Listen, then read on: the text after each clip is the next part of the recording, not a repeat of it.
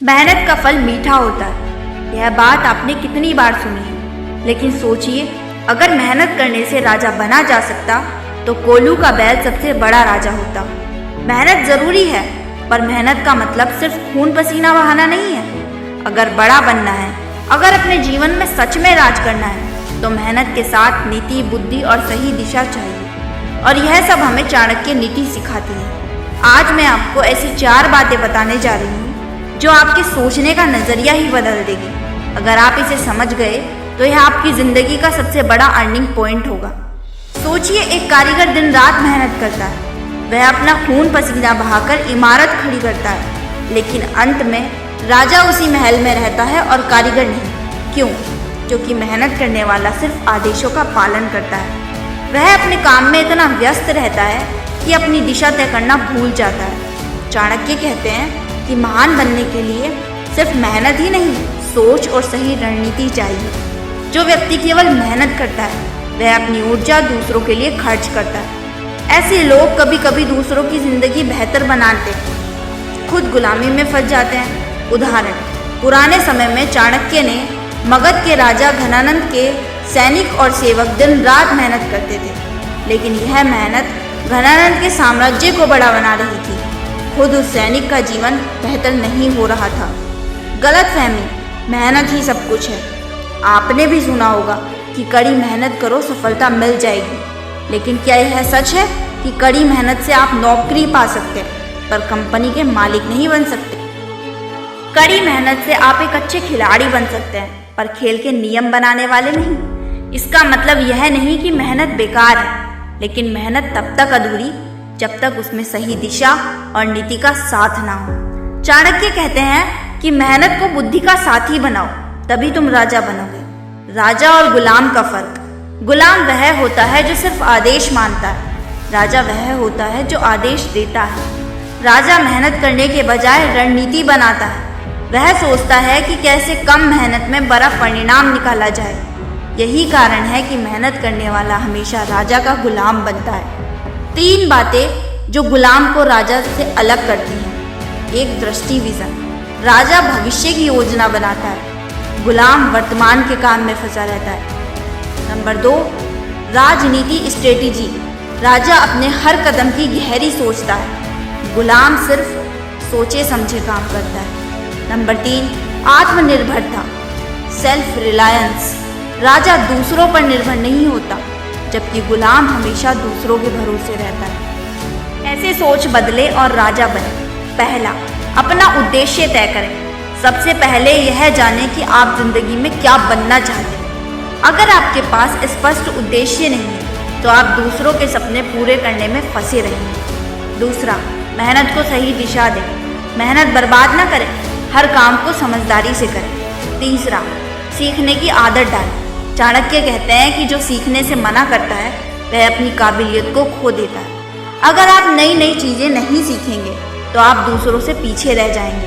दूसरों को पढ़ें और समझें। एक सच्चा राजा वही होता है जो दूसरों की सोच और उनकी ताकत को समझता है। ये उसे सही फैसले लेने में मदद करता है। क्या होगा अगर आप नहीं बदले? अब सोचिए, अगर आपने मेहनत को ही सब कुछ मान लिया और सही दिशा में कदम नहीं बढ़ाया तो क्या होगा?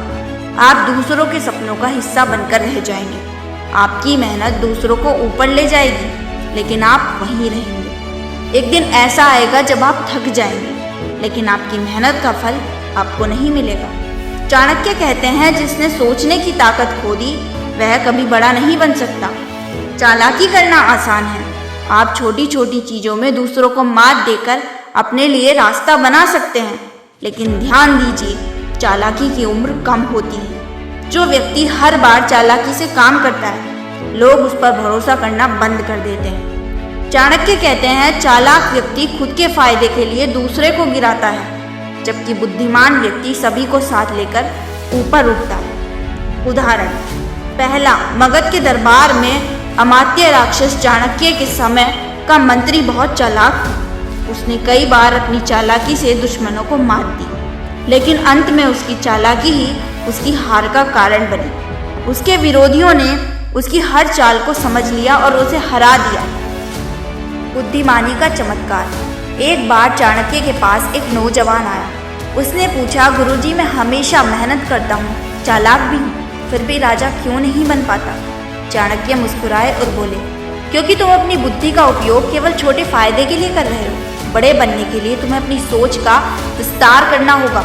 मेहनत करो, लेकिन बुद्धिमानी से चालाकी मत करो, क्योंकि चालाक लोग अपना ही नुकसान करते हैं। चाणक्य के अनुसार लक्ष्यहीन व्यक्ति उस कश्ती के समान है जिसे ना तो नाविक का पता होता है और ना ही किनारे का।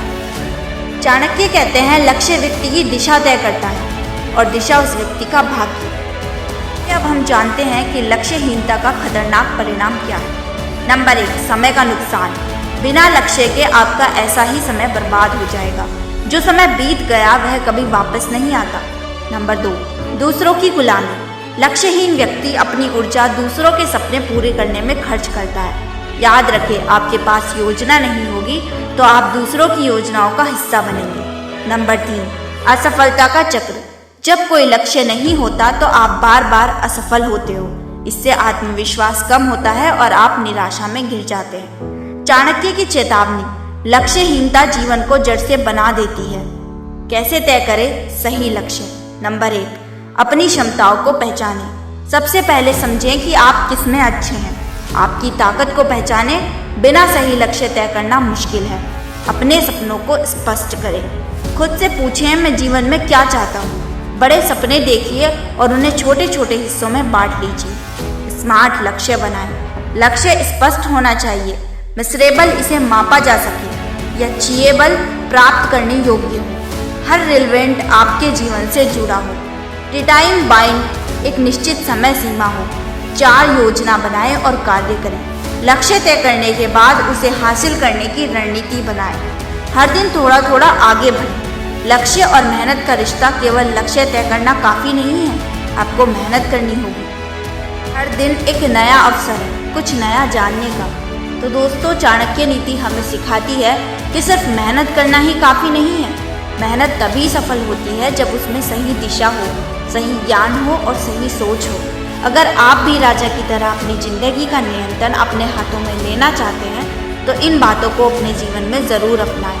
अब बात आती है हमारे चैनल के उद्देश्य की, आपको जीवन में सही मार्गदर्शन करना, चाणक्य नीति और महान विचारों के माध्यम से आपकी सोच को मजबूत बनाना।